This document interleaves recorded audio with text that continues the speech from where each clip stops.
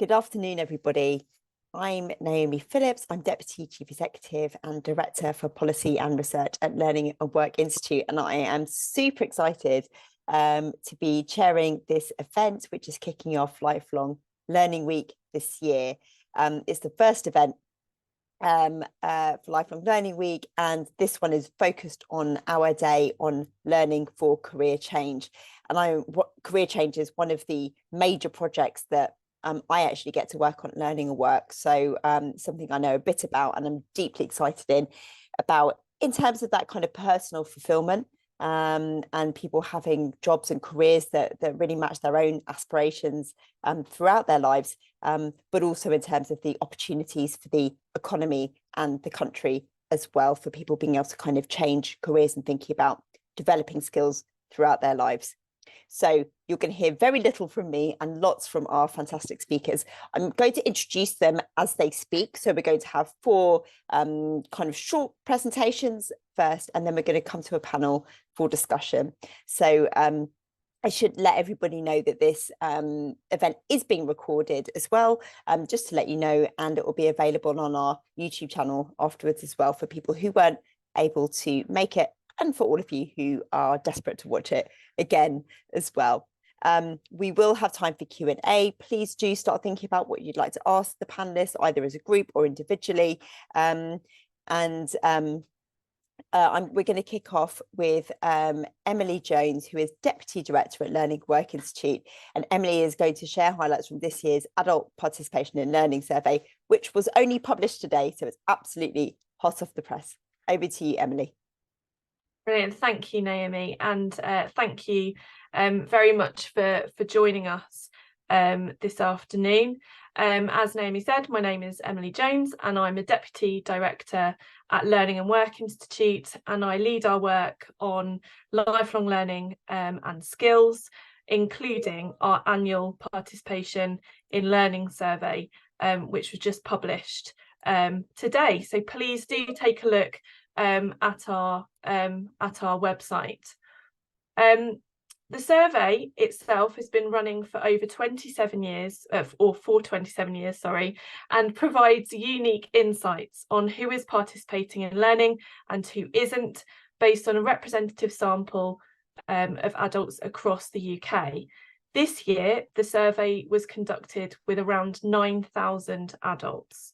And we included questions on career change to better understand the proportion of adults who may be looking to change career, their motivations and barriers, and support they may need to do this. These questions were included as part of our New Futures programme, where we've been working with partners to look at reskilling and career change, including running pilots across the UK. And we'll be hearing from partners in Edinburgh and Tees Valley later on. Our focus on career change is in response to changes in the labour market. People are working for longer, and economic change is increasing the need for people to update their skills and change careers more often. For example, advances in technology such as AI, as well as other changes such as the transition to net zero, are changing employers' skills needs. The pandemic has accelerated some changes too, so the workforce is around 1 million smaller than if pre-pandemic trends had continued, as economic inactivity has risen, and the types of jobs have changed too. So this matters for people who are changing career, but it also matters for businesses and the economy, and we need to make sure that people can make the most of longer working lives. We need to ensure that employers can make the most of new opportunities and that our economy can grow and adapt. So before looking at the survey, I just wanted to share some recent analysis that we did of career change. A record 7.4 million people started a new job last year. This was driven by a spike in job-to-job moves post-pandemic, and most of this is rises in the jobs of people moving to jobs within the same sector. So people aren't necessarily changing career, but they are changing job. The rate of sector switching remains below that we saw before the global financial crisis. So looking at last year, around 1.7 million people switched sectors, and the job changing and sector switching is more common in some sectors and for some people. So for example, younger people aged 16 to 24 are 3.5 times as likely to switch sectors as older people, and people with lower level qualifications are more likely to switch sectors than more highly qualified people. And job to job moves are 1/3 higher in retail and double in hospitality compared to the UK average, with lots of people moving between these sectors. So our analysis looked at what happens to people switching sector in terms of their pay. We found the average sector switcher working full-time faces a pay penalty of £3,700 per year. Perhaps unsurprising, because people often have to take a step down in order to take a step across. And of course, the £3,700 per year is an average, so it might be a bit higher, a bit lower, depending on the sector or the job itself. If we look at what happens to people's pay after they've moved, pay growth is 2.9 times faster for people changing job than those staying in the same job. But that initial drop in income can be challenging to manage. And it's particularly challenging to manage if training is required as well. So a 1-year full-time course would cost the average worker £30,000 in lost wages, plus there's course fees, potentially meaning a £40,000 total bill for retraining. So it's really important that there's support for people to change career and make sure that the move is worth their investment. So in this context, we included questions on career change in our annual Adult Participation in Learning survey, which I said is out today. More than 2 in 5 adults told us that they want or need to change career, industry or occupation in the next 1 to 2 years, with 32% saying they want to make that change and 13% saying they need to do this. This is actually much higher than the proportion of people who change career. So the analysis that I just shared indicates that around 6% of adults change occupation or sector each year. And there's a difference in the profile of people who say they want to change career versus those who say they need to change career. So people who stayed in full-time education longer, who have higher level qualifications, who work full-time, are more likely to want to change career. People in lower social grades and people without qualifications are more likely to say that they need to change career. We also found that people who are unemployed and seeking work and those in the DE social grade, so the lowest social grade, are more likely to say they don't know if they want to change or need to change career. So this indicates that they might particularly benefit from careers advice. The most common motivations to change career are to earn money, to earn more money. So 47% told us that they were motivated by that, but also people want to be happier and more fulfilled at work or to have a new challenge. Other motivations include getting a job that's more flexible, that's more stable, or that makes a better use of people's skills. Respondents were least likely to tell us that they're motivated by a change in personal circumstances or risk of redundancy.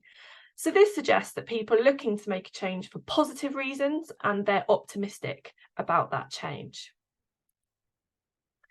We asked people who said they wanted or needed to change career, what's stopping them? And the main barrier people face in changing career is self-confidence. So a quarter, 25%, told us that it's self-confidence holding them back. And this is followed by a fear of applying for jobs or a fear of job interviews or not knowing what job or career they could do. People were equally likely to cite financial barriers, including not being able to afford to retrain and not being able to afford a pay cut. Other barriers include feeling too old, having always done the same type of job, or not knowing where to go for advice. So this shows that a lack of information, as well as practical concerns such as finances, are key barriers to career change. Only 1 in 10 people who were looking to change career said that nothing was stopping them. When asked what support people would like if they were to change career, learning or training came out on top. So nearly 1/3 of adults said this. Second to this, people told us that they wanted advice on their transferable skills. Financial support was also a common choice, including help with the cost of learning or training, or living costs while training. Other support identified by respondents included advice to find the right job, advice to find the right training, as well as coaching to get a job. We also asked respondents where they would go if they needed information or advice to change career. Adults are most likely to search online, so 37% said that they would search online, or second to this, they would ask friends, family and colleagues, so 23% told us that. These findings highlight the need for credible and trustworthy information being available and easy to find online, as well as the importance of social networks in providing information. Respondents were less likely to say they would look to learning providers, recruitment agencies, or public services such as Job Centre Plus or the National Career Service. This indicates the need for making sure that these organisations and services are approachable and accessible for people, as well as making sure that people understand what support they can expect to receive from them. Just over 1 in 10 adults, so 12% of adults, said they don't know where they would go for information or advice about changing job or career. So this really demonstrates a need to raise awareness of sources of careers information, advice and guidance for adults, and for this information to be communicated proactively. So we need to make sure that people aren't having to work hard to find the information that they need. And before I wrap up, I just wanted to share some thinking really around kind of what we would like to see and what we think this says. So the survey findings obviously highlight the need to improve support for people who aren't sure about their options, and better help for those who might struggle with the financial commitment of making a big change. Now, the government is introducing a lifelong learning entitlement in England, and this is very welcome, but it is limited to tuition fees and maintenance loans at higher education level. So we've called for it to be widened to provide more support to more people, including career changers. And we believe that this should include better awareness of opportunities and careers advice. It should include flexible learning delivery, as well as financial support to access provision and for living costs. So that's it from me for now, but thank you for listening, and I look forward to the discussion later. Brilliant. Thank you so much, Emily. And it's always exciting when we publish the annual report to see what's changed, what stays the same, and kind of actually thinking about what might need to happen as well going forward. So thank you so much. I'm now really pleased to introduce Catherine Sermon, who is Head of Public Engagement and Campaigns at Phoenix Insights. So Phoenix Insights are, I'm sure Kath might be telling us, but are a really fantastic new-ish initiative from the Phoenix Group, where they're really looking at the data and the evidence wanting to change for people in later life. And they are just doing some absolutely fantastic work. And they're also conveners of the Careers Can Change campaign, of which Learning Work are really, really pleased to be part of as well. So I'm really interested to hear from Kath in terms of her response to the survey findings, and kind of thinking about what's happening a bit more around career change from Kath's own work as well. So over to you. Thanks, Naomi, and thanks, Emily, for sharing the findings. I mean, what a brilliant set of data to really start to noodle over in terms of what do we need to do to now really, I guess, capitalise on this interest for UK PLC. As Naomi just said, I'm Head of public engagement campaigns for Phoenix Insights, which is the longer lives think tank set up by Phoenix Group. And as you say, we've convened this Careers Can Change campaign, which is an amazing collaboration of experts and partners working in this space. So I'm going to share 5 quick learnings, I think reflections on this data set in the context of learnings from this work that we're doing in the career change space. So let me start by first learning and reflection would be this enormous think-do gap. Like study after study and the work that you've just talked about here show that there's a really high level of interest in career changes. And some of that is because people want to, for very positive reasons, more money, more fulfillment, to be happier in work. And some of this is because people really need to change. But we're not seeing this always translate, or let alone translate seamlessly into people who want or need to change, into making that change. So I would argue that what we need to do is celebrate and role model a much, much wider range of career changes to people, to the public, to help them really visualize and see the opportunities of these career changes, see that they can be successful, and to use that to really support and prompt people into how they can plan and prepare for these career changes, because they're not going to happen. Well, the best ones, I would argue, don't happen by accident. Work that we've done showed that about 40% of people said that they're not taking any action in relation to their careers in the last 6 months, and that rises to 48% if you're sort of 45 to 54. And whilst that's still maybe half the population are doing something here, it's half that haven't. I always think it means like people have spent more time putting out the bins recently than they have thinking about their futures. And so we really need to translate this think and this intention into action and to doing. And I think, as I say, first kind of provocation for that would be, how do we really role model a much wider variety and range of career changes so people can visualize and see those and plan for them? The second reflection I would make is about networks, the importance of networks. I think, Emily, you talked about where people go for help and advice on this. It's not always public services and the places perhaps that are set up for them. And when we've looked at this further, we've also found really low levels of awareness of the kind of support that's out there. And often people sort of self-selecting themselves out of looking for this sort of help because they just assume it's not there for them once they're adults working and more experienced in their careers. They assume everything out there is for sort of school leavers and graduates. So I would argue that we need this to really think about like the role of networks as an enabler for success for people. Like career changes can be risky. They need to be managed and supported really if they're going to be optimum in terms of success. And the evidence points to networks being really, really powerful for that. People's personal networks, but also I think professional networks that can support and anchor people into the kind of changes that they need to make. There's some brilliant evidence I wanted to share from Now Teach, who found that just by people hearing about Now Teach and that an organization like that exists, it made them 78% more likely to think that they could be a teacher.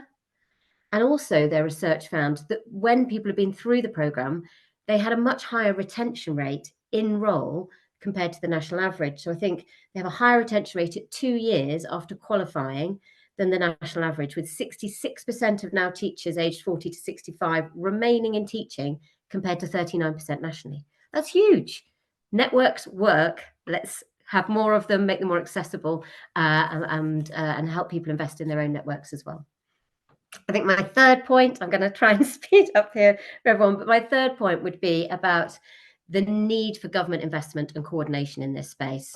I think what we've heard today in these findings is that, and I guess unsurprisingly, that career change is a really big trigger for engaging in learning and development. I suspect we'd all agree that the adult education budget isn't big enough. It feels like a bit of a sort of Cinderella, a poor relation compared to other elements of maybe investments around labour market participation and around productivity. And I really think that so we think that we need more investment and more coordination. The adult careers and advice and guidance landscape is really fragmented. And I think when we want to make something feel bigger, more exciting, more compelling, give people confidence they can do this, then we need more investment, more coordination alongside the celebration I talked about before. Fourth point would be about the language that we use here, actually. I think the language that we use is really important, and I think it currently falls short here. And we're trying to kind of bridge this think do gap. And I really think that people need help to be able to visualize what the kind of career changes they are.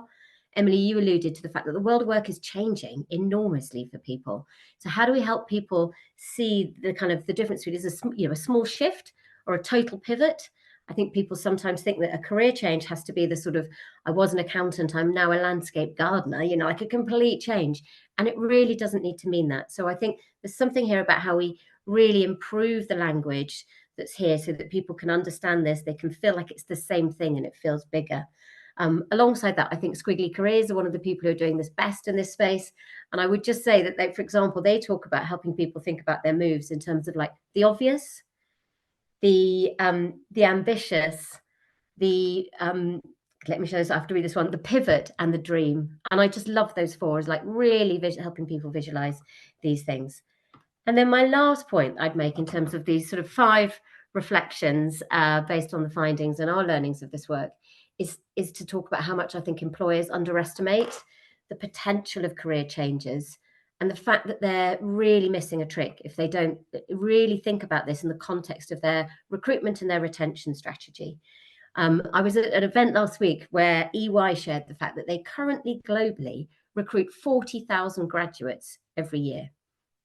Now, I did want to point out that not only have we got an aging population, we've also got a declining birth rate, like 40,000 graduates globally. It's brilliant, but I'm not sure that's going to be sustainable or necessarily the right point to be recruiting that number of people in the future. Like, where are the career switching, career sort of entry points for people in different sectors? And how is that supported by the kind of learning and development both employers can put in place as well as that should be available publicly for people? And I think if we know year on year, we get evidence that says employers are nervous about investing in talent and skills because they don't want to lose their staff. It's like this, I feel, could be a really powerful way of being that glue, helping people realize they don't have to lose their colleagues, particularly in large businesses. I acknowledge that when people want to make a change. And I think, if anything, I've learned from all of this is that what we need and want from work in our lives changes throughout our lives. So this is really for me about how everyone within the system can help us embrace that.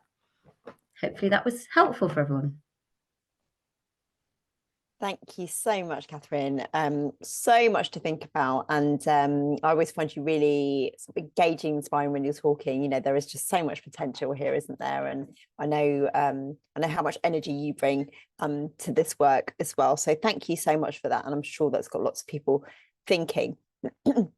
I'm going to move on to our next contributor, who is Rona Hunter, who is Chief Executive Officer, the Capital City Partnership, who are also leading the pilot Reskilling for Career Change in Edinburgh, which is part of Learning and Work's New Futures programme, which is our fantastic flagship programme where we're testing out and trying to understand what works in terms of actually supporting people to reskill and go into career change. I'm super excited to hear this presentation. Over to you, Rona.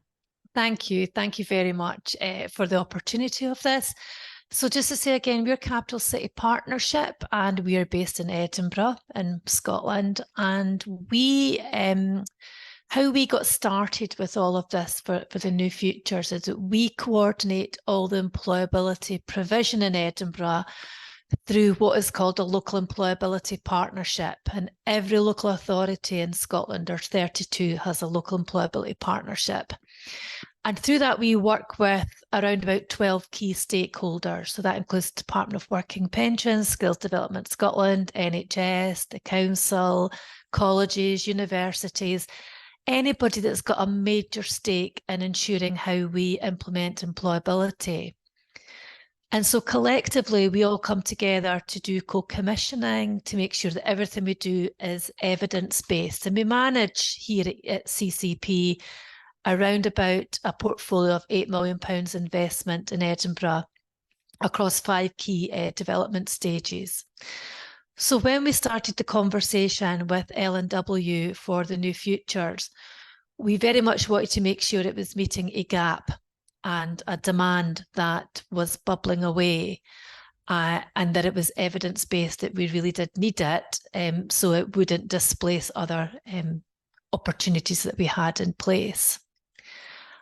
So what we did was, in discussion with L&W, We knew that a large number of people had been impacted by COVID-19 and were looking to career change or potentially had lost work in a sector that was hit hard by COVID-19, and so we're looking to re-engage.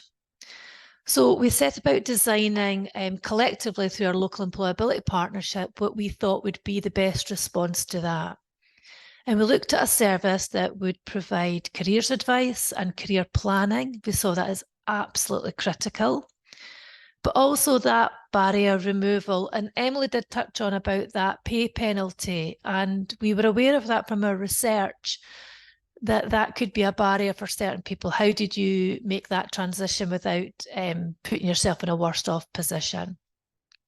We also did things like interview skills and confidence building, and also made sure that we put in work support, because this could be about people going through quite a major transition. How would they retain their employment?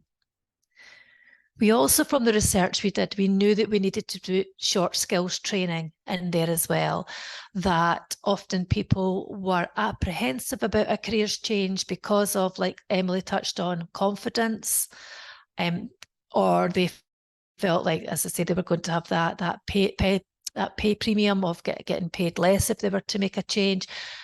So we wanted to give training skills so they could actually get some of the qualifications or certifications that employers wanted, get a guaranteed interview with the employer if they completed the short-term training, usually about 4 weeks, maybe 6 weeks, and then get that ongoing support so the employer was bought into it as well.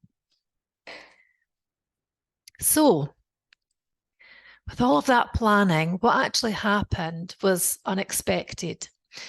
That we found initially, by going out with a call around the terminology of COVID-19, that we were attracting in people who had quite impacted health issues and deeper mental health impacts. And actually, it wasn't really a career change.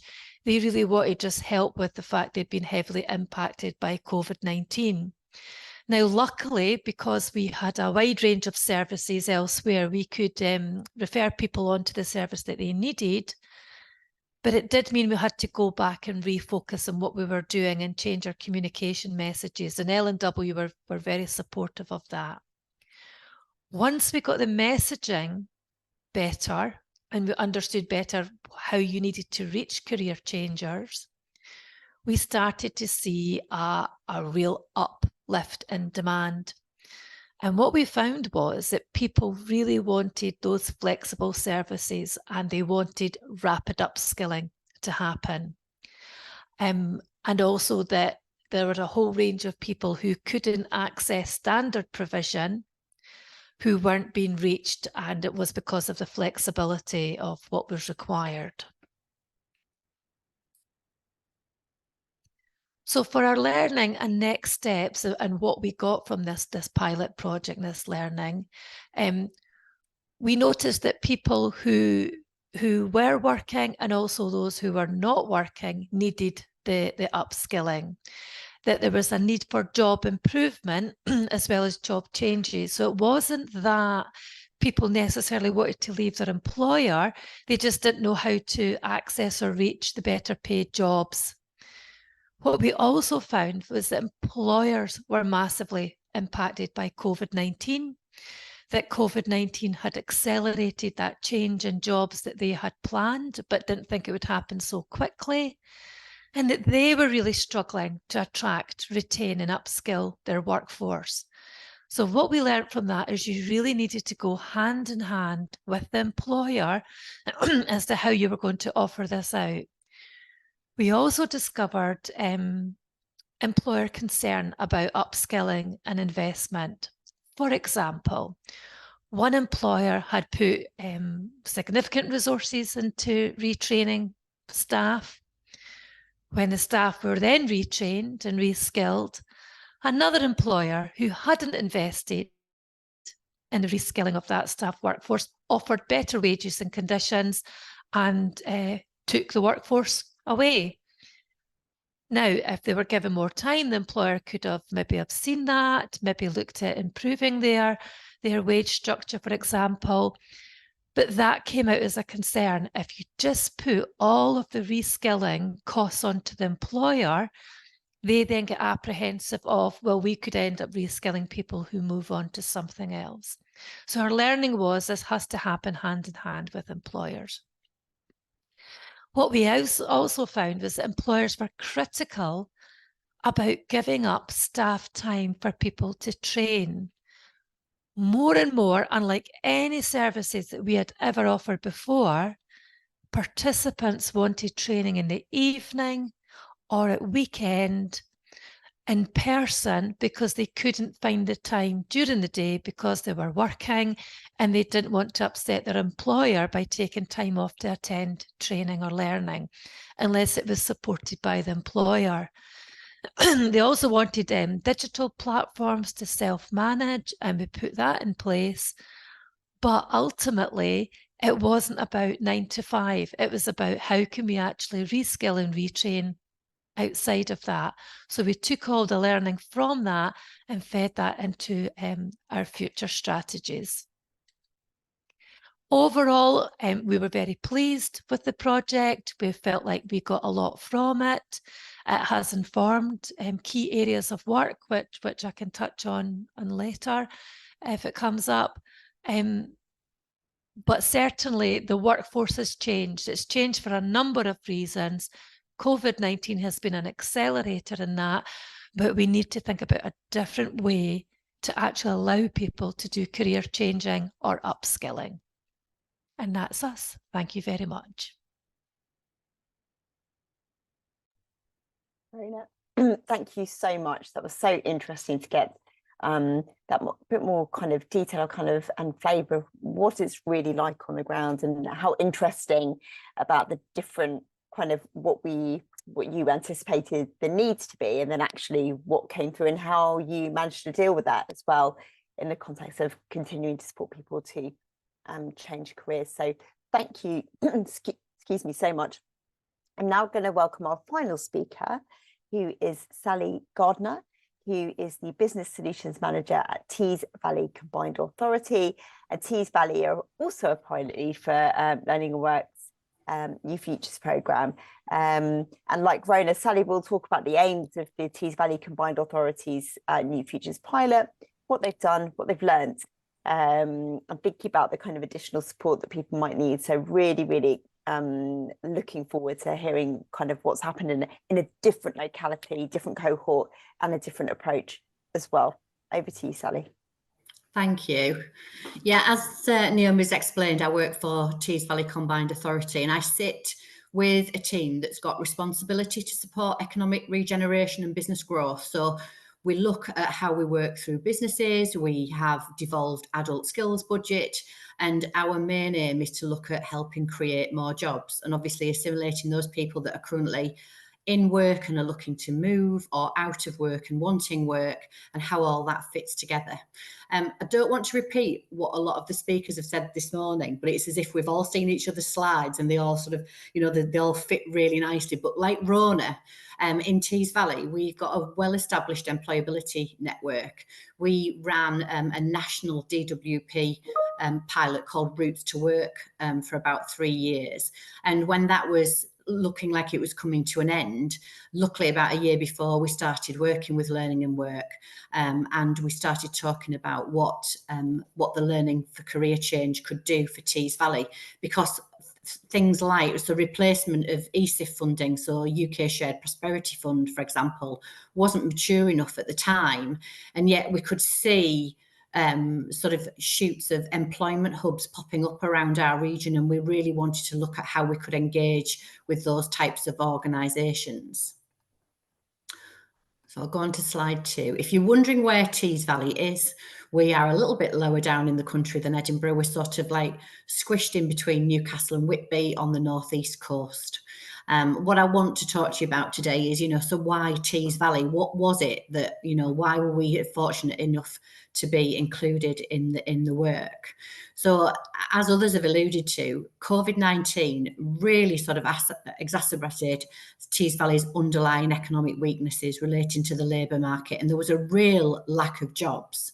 Our private sector unemployment had dropped for the past 2 years, and more than the national average, which was quite unusual.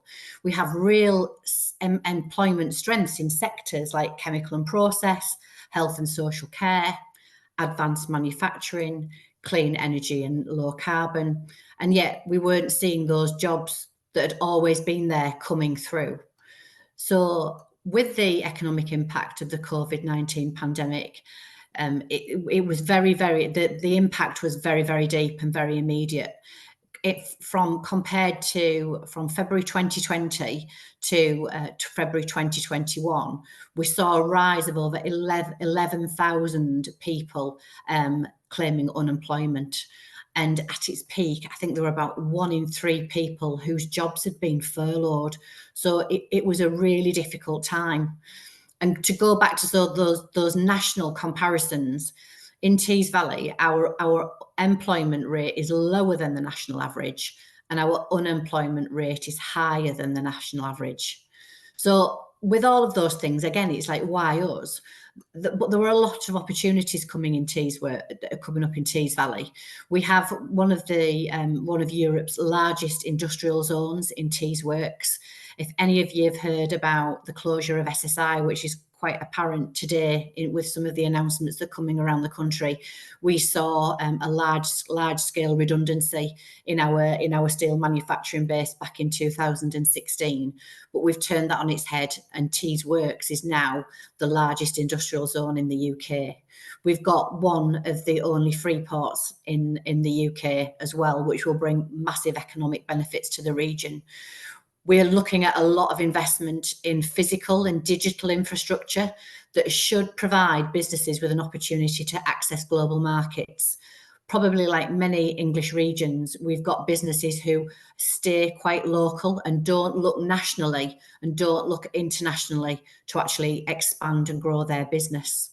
And obviously linked to areas like Tees Works, the free port, we have a big ambition to be involved in net zero, so that clean energy, low carbon, hydrogen, carbon capture and storage agenda. So on to slide 3. So what we wanted to do was actually understand what worked. We wanted to identify who we should be working with and how we should be working with them. So in order to identify the target cohort for the Tees Valley New Futures programme, we undertook a mapping exercise to look at and to try and understand if and what gaps there were in local provision in terms of career and employment support.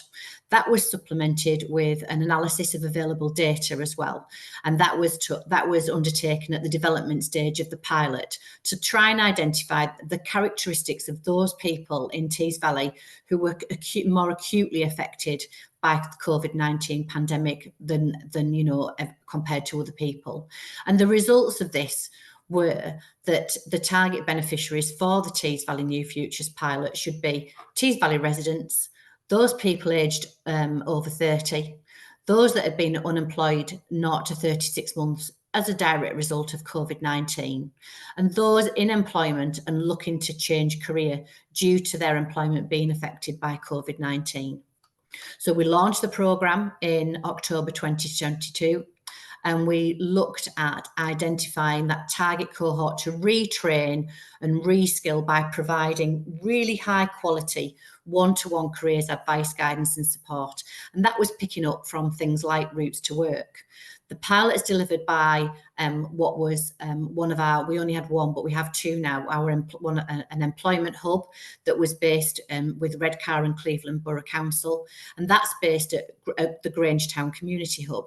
It's an area of high deprivation. It was directly affected by the closure of the steelworks, so it's got fabulous experience of working with people from a huge mix of job backgrounds, skills and qualifications backgrounds.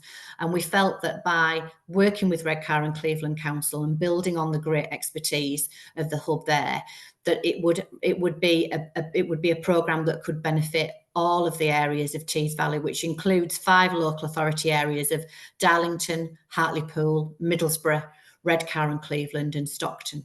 The pilot was intended to finish in September 2023. However, Learning and Work offered to extend the programme to the end of December, just due to its considerable success. And I'll tell you about that in the next slide. In June 2023, there was a voluntary and community element, and so we took on Morrison Trust, who are now called Tandem, to work in Darlington. And again, both those areas were to look at targeted and tailored outreach, high quality careers advice and coaching, flexible models of training delivery, and employment support, and building the capacity of local organisations. So I think for us it's, what is the evidence of that appetite? And our initial learnings were that the target cohort were really motivated, and it goes back to earlier comments about the survey and people and the reasons why we're doing this, that people were really motivated and they wanted to work and they wanted to change careers. And our anecdotal findings today show that the one-to-one tailored support is working, and to support those individuals with a flexible and responsive approach to their needs. The funding that we've made available for training has been a really big attraction. Some of the training has been quite difficult to source and it's been quite expensive, but it's been done, and the outcome of that has been somebody into work and somebody changing careers. So it's been really, really, really, really valuable. Our pilot so far has engaged well over 200 individuals. That individual engagement has been managed by individual interaction, people coming into the hub, people coming through Department for Works and Pensions, individuals finding out about the work through our marketing and communications and going out to jobs fairs. We've supported over 150 people into training, and at the moment there's 110 people who've gone into work, which is absolutely astounding for a programme that really only started to gather traction at the beginning of the year. So that funding has provided support for clients to get them into work. And what has been invaluable is that wraparound support that's been provided by the staff at our 2 partners, which are Redcar and Cleveland Council and Tandem. And again, what is interesting is that when you think that this is only a short programme, and we haven't targeted particular employers, particular individuals, but what has come out of the findings is that local people have actually been able to achieve employment in some of the priority employment sectors which we would be wanting them to go into, areas such as energy and renewables, engineering, logistics, transport, construction and health and social care. So on to my penultimate slide. I think so, what additional learnings are coming out, what additional support, is needed when we sort of reflect on our pilot. And again, it goes back to some comments that colleagues in earlier presentations have made, that adults want really good quality careers advice and information. Adults want to know who to turn to and where to go. And I thought the comment about an online tool is really, really important. I think the one-to-one dedicated support, that face-to-face, somebody local who can provide you with that impartial advice and support to help make decisions, is absolutely key. And for my area of work, which is where I work with businesses a lot, and they tell me how difficult it is to recruit. We need to make more businesses aware. We need to really stimulate that latent demand for a different approach in the way in which they recruit and retain their personnel. They need to be encouraged to train and upskill their own staff, but they also need to think outside of the box and not just, you know, stick an advert on a national site and expect somebody to apply, but really look at the different ways in which they could fill their vacancies by doing a bit better outreach, having a bit better collaboration with, say, their employment hubs, and having training in place ready for somebody to come in to be, so that they hit the ground running when they come into their work.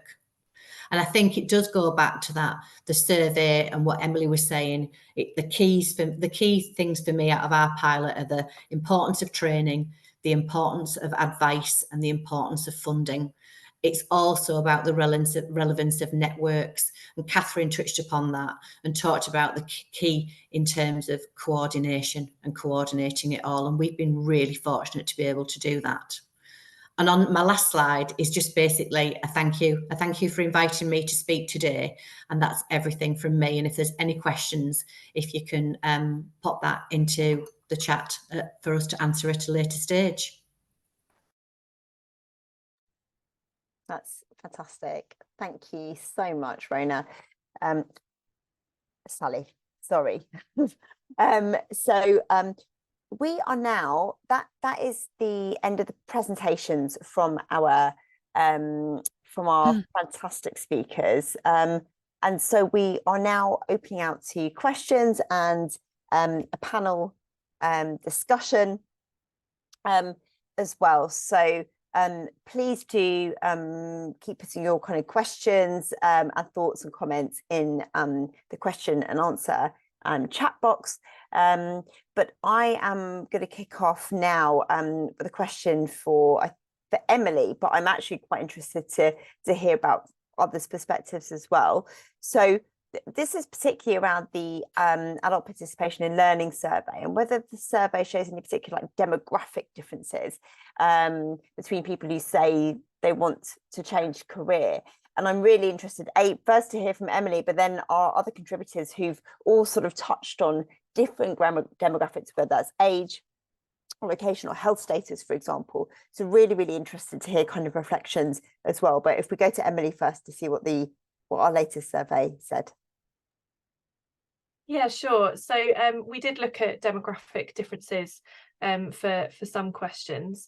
When we're looking at people who say they want or need to change career, this is statistically more likely to include men and people aged 20 to 44. As I said earlier, there's a difference in the profile of people who say they want or need to change career. So people who stayed in full-time education longer, have higher level qualifications, are working full-time, are more likely to say that they want to change career, whereas people in lower social grades and people without qualifications are more likely to say that they need to change career. One of the stats that I didn't share in my presentation earlier was about whether people think people like them can change career. And we can see that people who work full-time, are in higher social grades, who left education later, who hold higher level qualifications, are more likely to say that they believe people like them can change career. And people with the same characteristics are also more likely to say that they would need to develop their skills in order to change career, which really just reflects the wider survey, which is that if you've benefited from learning previously, you're more likely to engage with learning later on. Great, thanks, Emily. Did anyone else want to jump in there in terms of kind of demographics and kind of a bit more detail around who we're talking about, or is there anyone that we're not reaching that we think we should be? I'll make a couple of very short, quick points, because then I noticed that someone else had their hand up. From the evidence that we've done, and we tested some kind of concepts and some messages through with the public, and what came forward very clearly actually was it was less about, I mean, I think who needs and wants the help is so big, it's everyone. But what we found was that women, particularly those in midlife, came through as very strongly as being very receptive to help in de-risking big life decisions like changing career. So there was something very important to us about who's receptive to help in making those career changes. I would say that came through for us very strongly, is that women, and particularly those in sort of midlife, were very receptive and interested in that. Great, thank you so much. Rona or Sally, did either of you want to come in on the demographics point? I'll just pop in, and it's interesting because it's what Kath was saying. That's exactly what we found as well. And touching what Emily was saying, is that people, if they had experience before of learning, were much more confident and able to take on those step changes to that. But we were interested in teasing out about the impact of COVID-19 as a disruptor. It almost was like it reignited a certain appetite amongst demographics, and we found that for women. And also we had like large kind of peaks when we were tracking our data amongst people from an ethnic minority seeking out reskilling opportunities at a scale that was just disproportionately much larger than we expected to be for our local demographics. And again, drilling into that, it tended to be people who'd already benefited from other sorts of education and learning. So it was almost like people could see the opportunity of, well, why not now? You know, been through all this major disruptive, we've survived the whole impact of COVID. I want more for myself. And then we're reaching out, but didn't quite know how to do it and needed that support to then to build on their own energy, is what we found. Really interesting, thank you. I have another question, and I think particularly for both Rona and for Sally, thinking about the pilots that you've been running, and we've had such a great insight into those, and for example, the extension in Tees Valley as well. I'm just wondering whether you could talk a little bit about what you think the legacy from New Futures is likely to be, and particularly thinking about how are you going to incorporate some of those findings, some of those learning into the area, kind of what's going to be the legacy there? That was Rona and Sally. Sally, you jump in first. That's perfect. Yeah, I won't take up too much time. I think for us, it's a really important time. The fact that we've been allowed to let the pilot run a little bit longer means that we're going to have a lot more data, which means that we can do some of the wonderful work that Rona's done about looking at patterns to see who's come through. I think for us, we know that the employment hubs have worked. Now, they aren't all the same in all of our 5 local authority areas. So we need to build on how we work with our local authorities, our employment hubs, and looking at how we can strengthen the employability network. We had a good employability network when we had Routes to Work, and maybe something like our UK Shared Prosperity funds that are going to come in will help strengthen that again. But I'm really interested in looking at the survey and actually looking at some of the best practice that's going on in some of the other English regions. So where you've got, people say, different combined authorities are looking at things like people over 50, Rona's alluded to, the other lady was talking about people being more receptive at particular times of their life. And I think we need to look at maybe some more bespoke pilots, looking at how we use any underspend in our UK Shared Prosperity to look at continuing some of the good work that we've done. For me, it's about that one-to-one, that really good impartial advice and support, and that signposting people to the right place and having a flexible budget. Our devolved adult education budget is really good for our training providers and our businesses, and I'm not convinced it's as flexible for individuals, because some of the stuff that we funded through this pilot wouldn't have been able to have been done through adult education as it is at the moment. Great, thanks, Sally. If I could just kind of come in there, Naomi. We have taken the learning from it and disseminated it down through things like our commissioning strategy. So any funds that we're commissioning, whether it's UK Shared Prosperity Fund, or in Scotland it's called No One Left Behind from the Scottish Government, it informs that. But the big area that we're taking this learning is into, we're creating a green skills strategy for 6 regions.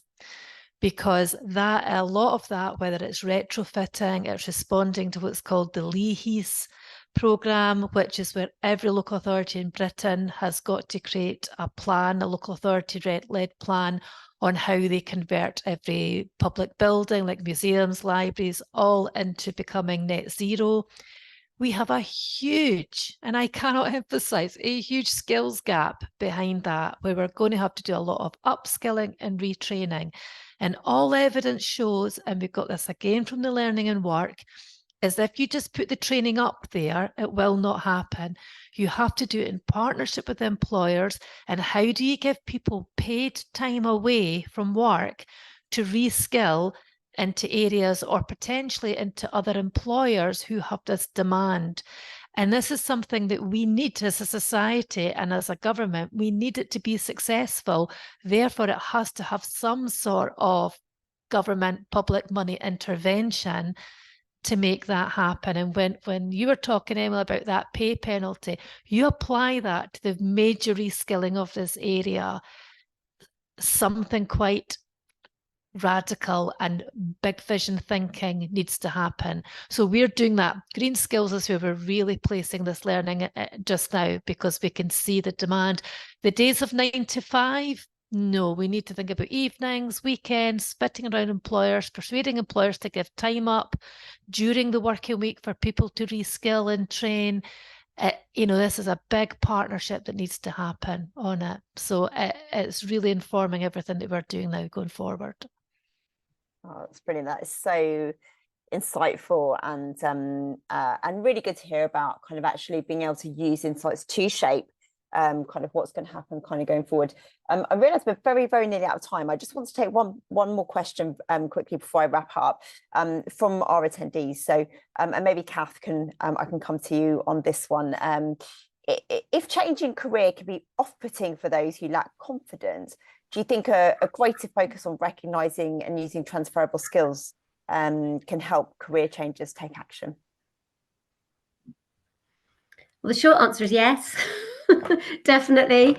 It came through in research we've done with Ipsos, and actually focus groups we've done.